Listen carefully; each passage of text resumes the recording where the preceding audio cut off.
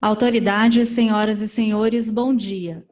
Em nome do excelentíssimo conselheiro Irã Coelho das Neves, presidente do Tribunal de Contas do Estado de Mato Grosso do Sul, e do Dr. João Ricardo Dias de Pinho, curador do projeto Pauta 3, damos início ao webinar sobre o tema Perspectivas e Desafios para o Setor de Saneamento Básico. Este evento é uma realização do Tribunal de Contas do Estado de Mato Grosso do Sul, com co-realização do projeto Pauta 3 e apoio da Escola Superior de Controle Externo ESCOEX, e tem por objetivo informar sobre as mudanças trazidas pela Lei 14.026, de 15 de julho de 2020, que atualiza o marco legal do saneamento básico. Compondo a mesa, anunciamos como presidente de mesa, excelentíssimo senhor conselheiro Ronaldo Chadid, corregedor-geral desta Corte de Contas, representando neste ato o presidente, excelentíssimo conselheiro Irã Coelho das Neves. Como coordenadora, excelentíssima senhora Maitê Arévalo Nunes da Cunha Peron, auditora de controle externo do Tribunal de Contas do Estado de Mato Grosso do Sul. Como painelista, excelentíssimo senhor Saul Giroto Júnior, auditor de controle externo do Tribunal de Contas do Estado de Mato Grosso do Sul e chefe de gabinete da presidência. O co-realizador, participam virtualmente, o co-realizador desta webinar, Dr. João Ricardo Dias,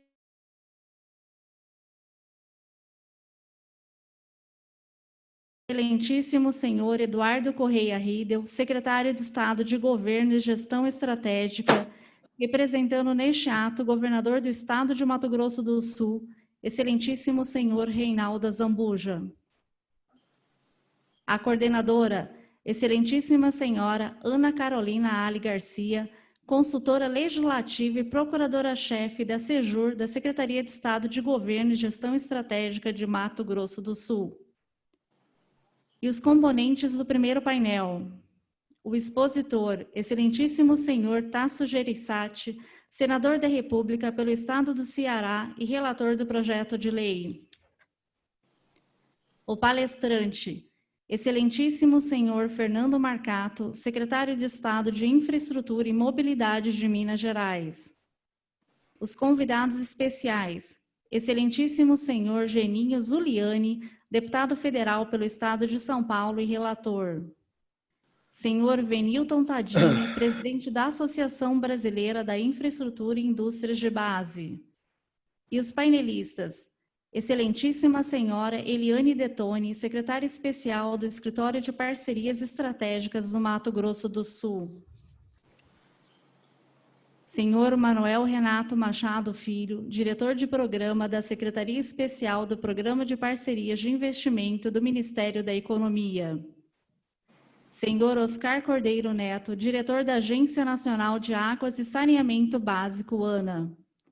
Senhor Walter Benedito Carneiro Júnior, diretor-presidente da Empresa de Saneamento de Mato Grosso do Sul, Sanesul. E do segundo painel, o palestrante doutor Frederico Turola, doutor e mestre em Economia pela Fundação Getúlio Vargas de São Paulo. Os convidados especiais, excelentíssimo senhor Tiago Dimas, deputado federal por Tocantins. Senhor Percy Soares Neto, diretor executivo da Associação Brasileira das Concessionárias Privadas de Serviços Públicos de Água e Esgoto, ABCOM. E os painelistas, senhora Luciana Botafogo, gerente de operações e países do Fomplata. Doutor Georges Humbert, pós-doutor em Direito pela Universidade de Coimbra e doutor em Direito do Estado pela PUC de São Paulo. E para a abertura deste evento, convidamos o presidente dos painéis, excelentíssimo conselheiro Ronaldo Chadid, corregedor-geral do Tribunal de Contas do Estado de Mato Grosso do Sul, representando neste ato o presidente desta Corte de Contas, excelentíssimo conselheiro Irã Coelho das Neves. Cumprimentando a todos, declaro oficialmente aberta o webinar sobre o tema Perspectivas e Desafios para o Setor de Saneamento Básico. Cumprimento inicialmente o secretário Eduardo Riedel, e o senador Tasso Gereissati, em cujos nomes estendo os cumprimentos a todos os participantes deste webinar. Antes de mais nada, gostaria de externar a minha felicidade e dizer a satisfação e a honra que tenho em estar aqui hoje, conectado a todos vocês, para, em nome do presidente deste Tribunal de Contas, Irã Coelho das Neves, presidir a mesa dos trabalhos desta webinar sobre as perspectivas e os desafios para o setor de saneamento básico. Meu contentamento se dá não apenas pela relevância e pelos vastos conhecimentos de cada um dos senhores, mas principalmente pelo privilégio de poder ouvi-los tratar de um tema tão atual quanto importante para o Brasil e para os brasileiros, especialmente aqueles em condições de maior vulnerabilidade. Num país onde se estima que 15 crianças morrem todos os dias por doenças relacionadas à falta de saneamento, onde cerca de 100 milhões de pessoas não têm acesso a tratamento de esgoto, e destes, aproximadamente 35 milhões não dispõem sequer de água tratada para consumo diário. Discutir sobre o saneamento é mais que uma necessidade, é uma questão de humanidade e amor ao próximo. Felizmente, em meio ao caos e a todo o sofrimento que uma vida sem condições básicas de asseio carrega consigo, uma luz se acendeu no último dia 15 de julho, quando o presidente da República sancionou a Lei 14.026 para atualizar o marco legal do saneamento básico do país. Me entusiasmo com a notícia da introdução desta nova lei ao ordenamento jurídico brasileiro, não por considerá-la perfeita em seus aspectos jurídicos, nem tampouco salvadora em suas questões práticas, mas sim por acreditar que todo avanço e progresso se inicia sempre com atitudes concretas e não apenas com boas intenções. Nesse sentido, o novo marco legal do saneamento chega com o objetivo anunciado de estruturar um ambiente de segurança jurídica, competitividade e sustentabilidade para atrair novos investimentos, para universalizar e qualificar a prestação de serviços no setor, de modo que se consiga, até o ano de 2033, que 99% da população brasileira tenha acesso à água potável e 90% ao tratamento e à coleta do esgoto. Esse é o escopo declarado da lei e o que todos esperamos dela. É claro que sabemos que os efeitos concretos da implementação desse novo marco regulatório só poderão ser sentidos, de fato, daqui a alguns anos. Mas, enquanto isso, é nosso dever de cidadãos estarmos sempre atentos e exigentes quanto ao cumprimento da lei. E aos órgãos de controle, especialmente os tribunais de contas, caberá atuação firme e presente na fiscalização dos novos contratos de concessão, já que uma das principais inovações da nova lei é justamente a substituição do modelo dos contratos de programa, pactuado entre os municípios e as empresas de saneamento sem a necessidade de licitação, para o modelo dos contratos de concessão, para os quais será obrigatória a realização do certame licitatório, com a possibilidade de participação de prestadores de serviços públicos e privados. Portanto, senhores, o caminho é longo e a missão é árdua, mas tenho certeza que, ao final, todos sairemos vencedores com a melhora da saúde da população, maior geração de renda e emprego e, principalmente, com a elevação do nível de educação das nossas crianças. Encerro por aqui, desejando um dia produtivo de debate a todos. Esta presidência concede a palavra ao Dr. João Ricardo Dias de Pinho, curador do projeto Pauta 3, co-realizador deste webinar. Obrigado, conselheiro. Bom, eu queria só fazer um agradecimento, especialmente ao presidente do Tribunal de Contas, conselheiro Irã Coelho das Neves, que acreditou nessa parceria aí do Projeto Pauta 3 com o Tribunal de Contas para trazer o debate desses temas relevantes aí dessa agenda de reforma estrutural do Estado brasileiro, o que faço na presença do conselheiro Ronaldo Chadid. Quero agradecer, obviamente, a todos que aceitaram o convite a participar do webinar, especialmente aqueles que vão fazer uso da palavra agora nos painéis, o senador Tasso Gereissati, o doutor Fernando Marcato e Frederico Turola, e que estenda a todos os demais painelistas.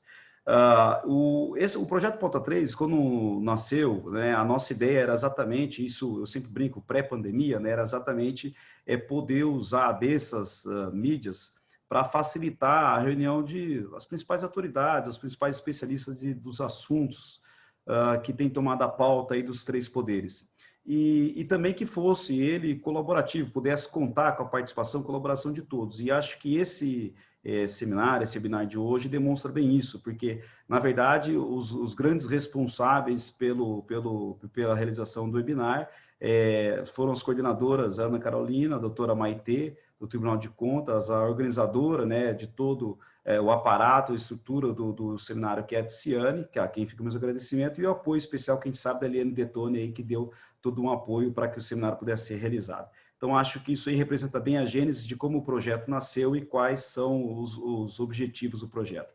Eu gostaria, antes de passar a palavra a Maitê, eu gostaria de só fazer um convite a todos vocês, dizer que nós estamos aí, convidar todos para que conheçam e participem e acompanhem o projeto nas redes sociais, Instagram, Facebook, YouTube. Logo teremos mais novidades, né? Então, e o nosso objetivo, como disse, reitero, é justamente acompanhar essas discussões em torno das reformas estruturais, unindo, quando possível, né, a academia e também o ambiente político, como também o seminário demonstra pelas pessoas que estão participando hoje. Fico novamente meu agradecimento especial ao tribunal por ter acreditado novamente nessa nossa iniciativa. Maitê, passa a palavra e desejo um bom webinar para todos. Muito obrigado. Isso é a parte técnica do evento e solicito que os coordenadores do painel assumam a condução dos trabalhos. Com a palavra, a auditora de controle externo desta corte, Maitê Arévalo Nunes da Cunha Peron. Bom dia a todos. Associo-me ao excelentíssimo senhor conselheiro corregedor-geral e presidente dos painéis deste evento, Dr. Ronaldo Chadid, nas manifestações de boas-vindas aos participantes deste webinar, instrumento contemporâneo e eficaz para manter o debate de ideias em tempos de Covid. Ao dividir a honra da coordenação deste seminário com os colegas João Ricardo Dias de Pinho e Ana Carolina Ali Garcia, trago a todos a especial saudação da Sua Excelência, o senhor presidente do Tribunal de Contas, conselheiro Irã Coelho das Neves, cujo descortino público e empenho pessoal estimularam a realização de tão oportuno debate sobre perspectivas e desafios para o setor do saneamento básico. Aliás, ao tratar do tema em artigo recente, observando que no Brasil, mais de 35 milhões de pessoas ainda não têm acesso à água tratada e mais de 100 milhões não contam com serviço de coleta de esgoto, o conselheiro presidente destacava que com a instituição do novo marco legal do saneamento básico, temos, enfim, perspectivas de que o país possa saldar esse enorme déficit social e sanitário até dezembro de 2033. Ali o presidente apontava de forma resumida os riscos da judicialização do tema diante dos vetos apostos pelo presidente Bolsonaro ao sancionar a Lei 14.026 de 2020.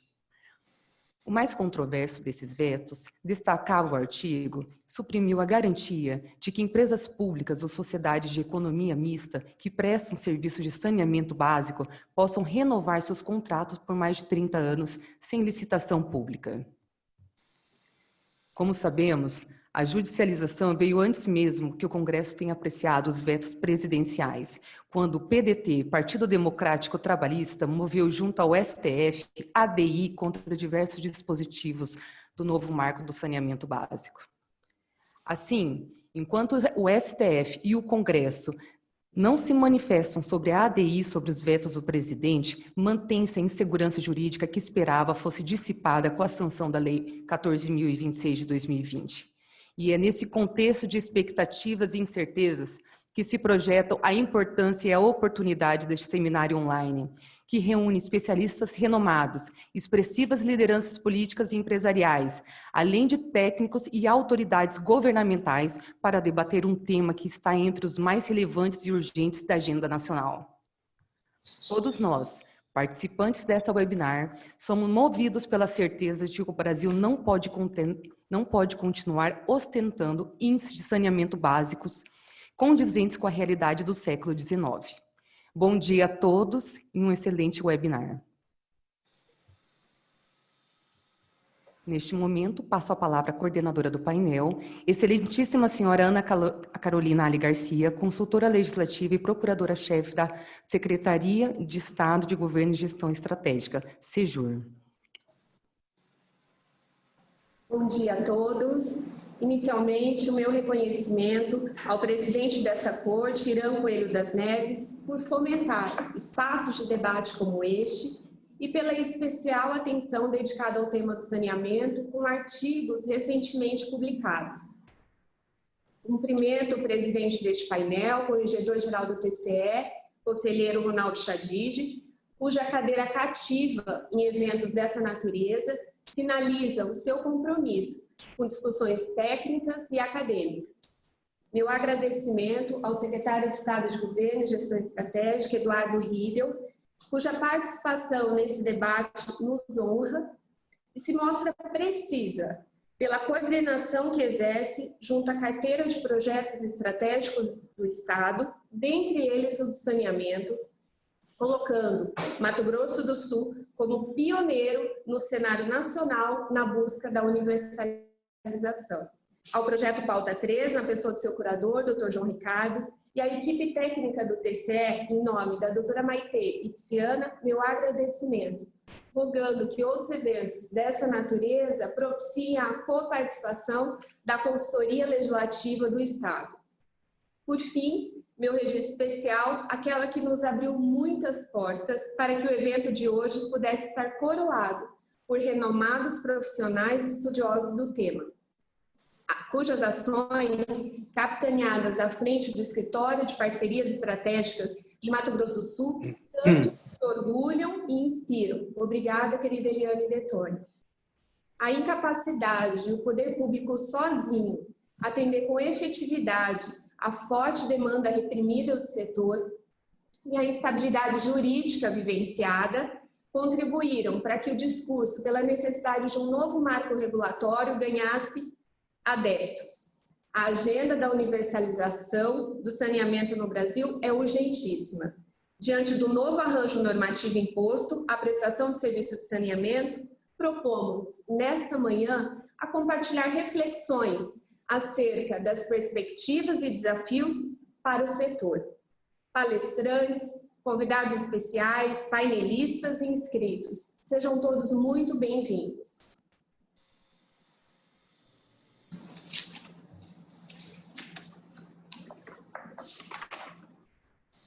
Solicito à coordenadora da mesa, senhora Maitê Arevalo Nunes da Cunha, Peron, auditora de controle externo, que dê início aos trabalhos. Neste momento, daremos início ao painel sobre o tema O Novo Marco Legal de Saneamento Básico, Principais Alterações. E convido para a exposição magna o excelentíssimo senhor Tasso Gereissati, senador da República pelo Estado do Ceará e relator do projeto de lei. Bom dia a todos.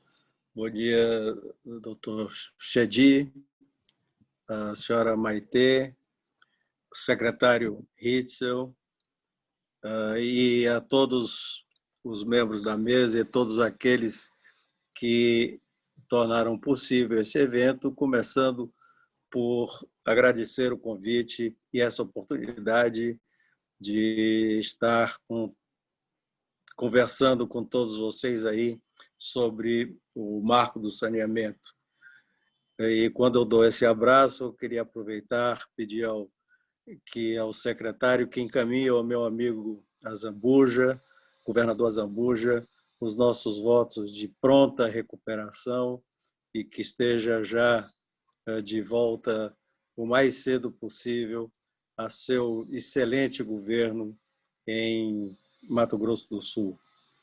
Ao mesmo tempo, gostaria de fazer uma pergunta, porque teve uma colega minha, uma grande senadora, que foi para o Tribunal de Contas, senadora Marisa Serrano. Não sei se ela ainda está no Tribunal de Contas, mas foi uma senadora que marcou época dentro do Senado por sua dignidade e espírito público. Deixo aqui também o meu abraço. Mas, indo diretamente ao tema, o marco do saneamento básico, o novo marco do saneamento básico, é realmente um marco, porque nós tínhamos um modelo montado no Brasil, criado no Brasil há cerca de 30 anos atrás, em que esse modelo era baseado principalmente nas companhias estaduais de saneamento básico, companhias estaduais, e em um tipo de programa que os senhores conhecem, que era uma espécie de concessão chamado contrato de programa. O contrato de programa ele tem uma característica que diferencia.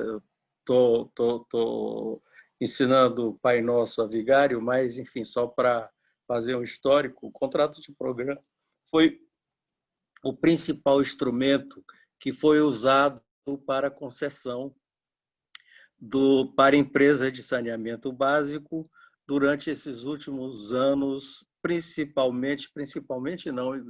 basicamente em todos os estados brasileiros. Não foi muito diferente. Aqui e ali, em algum município, se fez concessão. Mas o contrato de programa ele tem uma característica muito específica. Primeiro, ele só pode ser feito entre dois entes públicos e não exige licitação. Este foi, a meu ver, um problema fundamental que causou esse atraso que nós tivemos gigantesco e vergonhoso em relação à infraestrutura de saneamento básico. Enquanto outros setores de infraestrutura se desenvolveram tremendamente no Brasil, comunicações, rodovias, telefonia, etc., o saneamento básico, que das infraestruturas é a mais básica e mais importante para a saúde, vida e dignidade do ser humano, foi ficando para trás. Eu conto sempre uma história, se você me permite, que quando eu fui governador do Ceará pela primeira vez, em 1987, eu levar um orelhão a um município mais afastado era uma grande festa nesse município.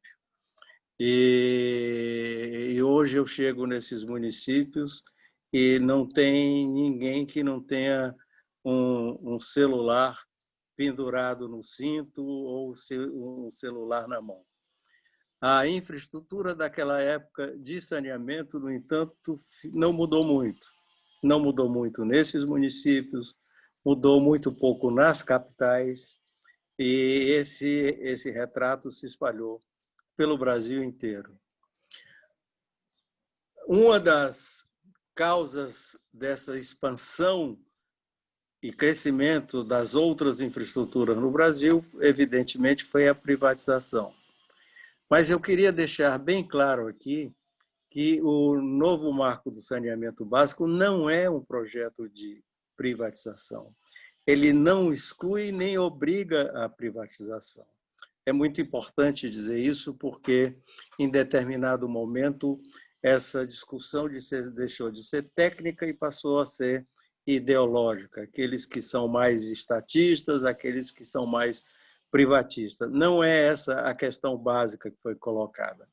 A questão básica que foi colocada desde o início da discussão e se fazendo justiça, essa discussão recomeçou ainda no final do governo do presidente Temer e continuou desde o primeiro mês do presidente Bolsonaro. Essa discussão era como chegarmos à universalização e em que período nós poderíamos chegar à universalização.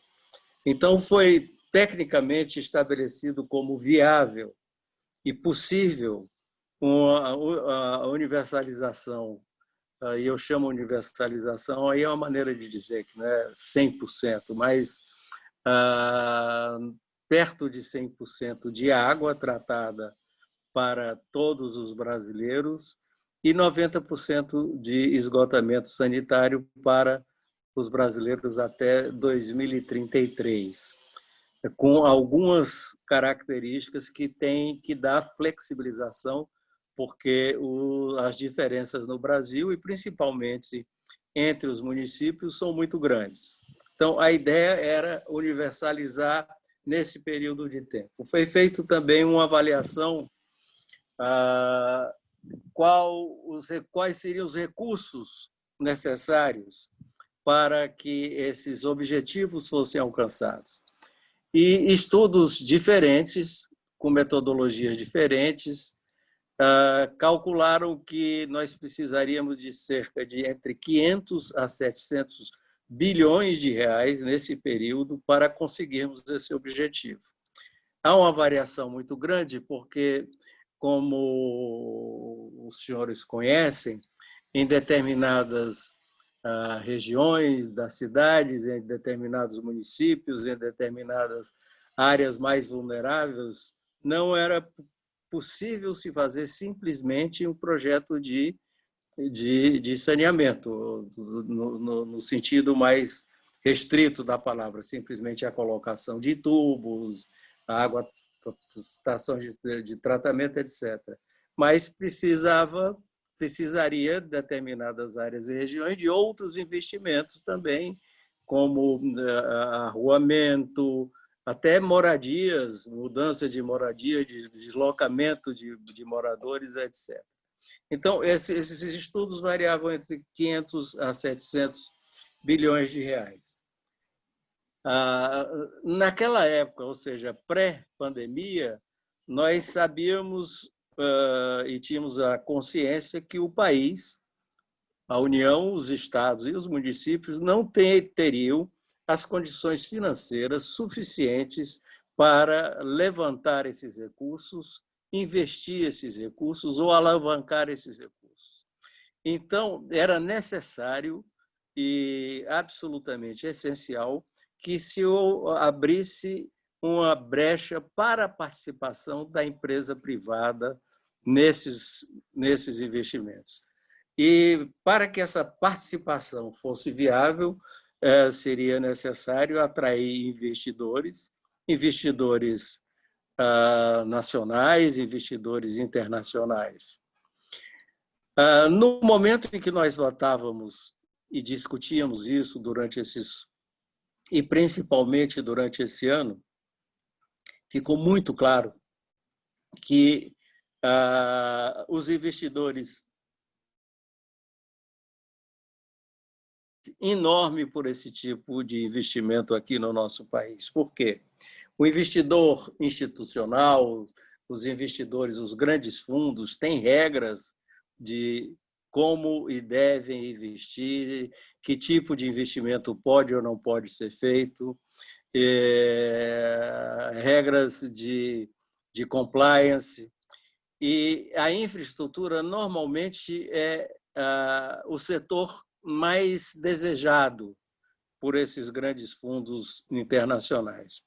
A infraestrutura tem uma característica que tem uma resiliência maior a crises, ela dá uma certa estabilidade e menos riscos ao investimento. Portanto, tradicionalmente, esse tipo de investimento em infraestrutura é o mais atraente para esses investidores. Nós tivemos a feliz coincidência, e temos a feliz coincidência, estamos ainda vivendo esse momento, que existe uma enorme quantidade de recursos internacionais, existe uma liquidez mundial gigantesca hoje no mundo, em função de várias crises e circunstâncias que não vale a pena aqui discutir, e essa liquidez está procurando investimentos. Então, nós estávamos casando aquilo que era um investimento essencial para a saúde, para a educação, para a qualidade de vida, para a dignidade do povo brasileiro. Já esse número foi levantado aí por algumas pessoas, que metade dos brasileiros não tem acesso ao tratamento, problema já resolvido na Europa há cerca de 200 anos, pelo menos em alguns países, e juntando o aspecto econômico. Por outro lado, também neste momento de crise, e agora agravado pela pandemia, em que nós vamos sair numa recessão, vamos sair da pandemia, espero que nós possamos sair o mais breve possível desta pandemia, e vamos sair numa crise de desemprego muito grande, esse tipo de obra e de infraestrutura também é capaz de fazer, de gerar um grande número de empregos e ser uma das alavancas para o crescimento econômico e o crescimento da geração de empregos. Evidentemente que só a lei, só o marco em si, a votação, a sanção do projeto, não é o suficiente para que isso tudo aconteça. Como foi levantado aqui, vai haver sim uma judicialização, há resistências corporativas enormes a esse projeto, o que enfim, o que é normal, mas esperamos que tenha esse primeiro momento de grande judicialização tenha um limite de tempo também, porque isso vai acontecer. De qualquer maneira, com o veto do presidente, que, a meu ver, alguém também levantou, o veto do presidente, se não me engano, artigo 16, que foi infeliz, porque ele é inócuo, mas criou uma insegurança, e principalmente para os estados. Mas com esse veto ou sem esse veto, nós vamos ter, sim, judicialização. Nós sabemos disso. Aliás, no Brasil, hoje, tudo tem judicialização. Até para tomar vacina tem judicialização. Então, isso vai acontecer e nós não temos que encarar isso como uma falha do processo que nós estamos vivendo. Pelo contrário, faz parte do processo que nós queremos entrar num círculo vicioso de investimento do saneamento que nós queremos entrar. Também acredito que outros fatores serão necessários. É bom que nós façamos também ressaltar a criação da ANA dentro dessa nova visão do novo marco regulatório. Não é propriamente a criação, a ANA já existe, mas nós criamos dentro da ANA para que ela seja a agência regulatória do saneamento básico, e a ANA vai estabelecer nacionalmente as referências, os critérios que as agências locais, as agências estaduais e mesmo as agências municipais venham a estabelecer nos seus devidos estados e municípios. A ANA hoje é a agência reguladora das águas, mas passará a ser também a agência reguladora do saneamento básico, o que é um passo importantíssimo para que a gente tenha uma uniformização nacional de todas as normas, de todas as regras e de todas as referências que serão necessárias para se fazer uma concessão ou mesmo se renovar, no caso aí, um contrato de programa. Enfim, vou colocar mais uma questão que foi muito falado aqui discutido, que é sempre um ponto tem sido sempre um ponto de discussão daqueles que são mais críticos do projeto, que é a questão que, se a iniciativa privada entra, os municípios pequenos, os municípios mais pobres, não terão acesso a esse serviço, porque a empresa privada só vai se interessar por aqueles lugares, por aquelas cidades que dão lucro e que têm renda para pagar esse serviço. A primeira resposta a essa questão é muito simples. Primeiro, os municípios pobres, mais pobres, e os bairros mais pobres já não têm esse serviço. Não é que eles vão perder, eles não têm, porque esse modelo não levou justamente aos municípios e áreas mais pobres e mais vulneráveis o serviço de saneamento básico.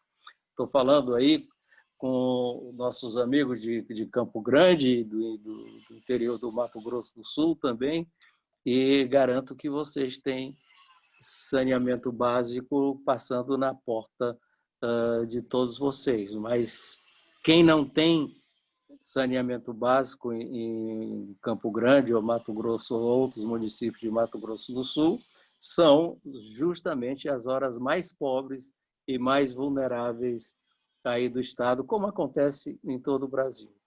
E vem a pergunta, como se resolver esse problema? Então foi criado a possibilidade, ou praticamente, ou quase que a obrigatoriedade, porque a realidade vai fazer com que isso seja obrigatório, que se fizesse as concessões em blocos, o que, vou simplificar, eu vi que o deputado Geninho, aí, que foi autor do projeto, foi relator do projeto na Câmara, pode entrar em mais detalhes, mas para simplificar, qualquer concessão coloca como condição de se feita através do Estado ou da própria ANA, com a cobertura da própria ANA, cobertura técnica da própria ANA, que haja nos blocos filé, como se fala, filé e osso, ou seja, a companhia que vier a ganhar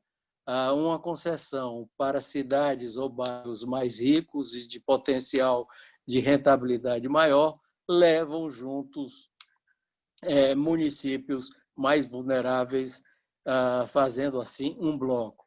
É esse o modelo que foi montado justamente, porque como objetivo do projeto é a universalização e não a privatização, que isso seja feito desta maneira. E esses blocos, evidentemente, serão construídos visando exatamente a universalização. Enfim, eu acho que já falei o bastante. Queria mais uma vez aqui agradecer ao convite e à oportunidade e me mandar meu abraço a todos os nossos amigos aí de Mato Grosso do Sul. Muito obrigado.